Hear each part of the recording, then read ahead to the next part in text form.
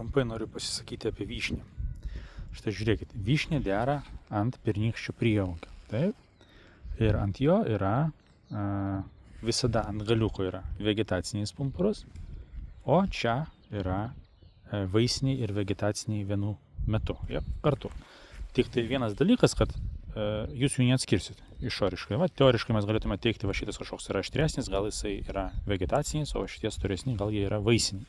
Bet šiaip iš esmės skirtumo beveik jokio nėra, jie labai visi panašus kaip dvyniai. Todėl pernykštis prieaugis vyšniai paprastai, kiek aš suprantu, jis nėra trumpinamas. Jūs nežinot, kur jūs nutrumpinsit. Jūs nutrumpint turit ties vegetacinį, bet jūs nežinot, kuris yra kuris, nulaužiau.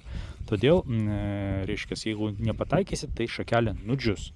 Tai vyšnė kerpama yra paprastai ties išsišakojimu. Jeigu reikia pašalinti ūglį, jis yra kerpamas iki išsišakojimo. Tai mano vyšnios atveju, žiūrėkit, kirpti turėčiau štai čia. Tai tokie dalykai.